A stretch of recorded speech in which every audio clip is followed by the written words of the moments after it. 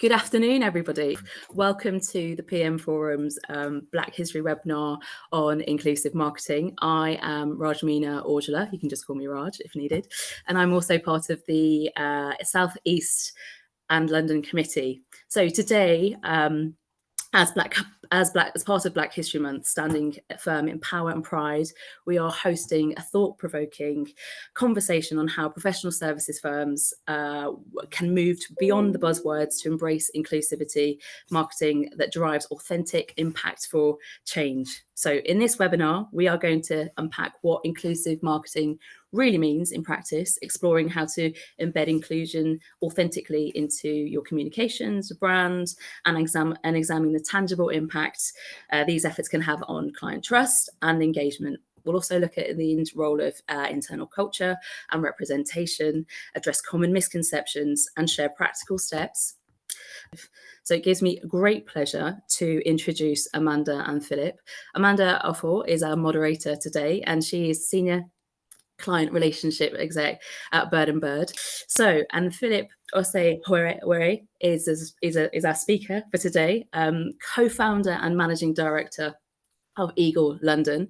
Thanks, Raj. Thank you so much, Raj. So I think the first thing for us to do is really set the scene. So I'd really hand over to you to kind of say, how would you define inclusive marketing, especially in a professional services kind of context? Because 21 years ago, an experience got me into this space. And I always laugh about it because I was in an African restaurant in London watching a game of football. And then suddenly an ad comes in between the break. And I had to ask myself, is this ad for me or is it for somebody else? Because I couldn't see where the ad was, who the ad actually was talking to. And I think that's what got me into getting to the space of helping brands, organizations, and service providers as to how to speak authentically to diverse audience. But then as I pushed this agenda, I realized that I assumed that it was about lack of understanding on how to communicate across different audiences. But then I realized that it was beyond that. I mean, this was way before all the buzzwords on inclusion, authenticity, and all that sort of stuff. We were at a time where brands knew there was no alternative and people will buy whatever is put out there and audiences will just consume whatever is available.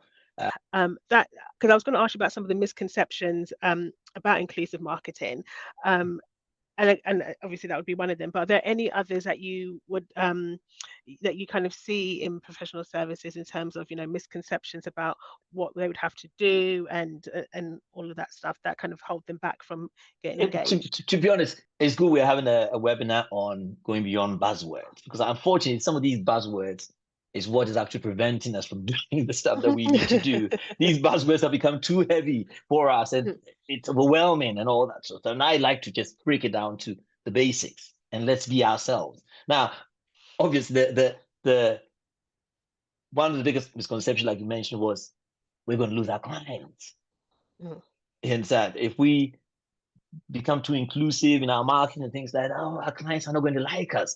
They're going to turn their back on us. They will think we become something different. Well, thank you both of you. I mean, I love learning more, so I'm definitely going to take back internal audit and get some more feedback. I think even if you think your organization is doing it as part of continuous improvement, it's always important to just keep on doing those things because you can't keep still. Well, thank you to Amanda, to Philip, and to everybody listening and watching.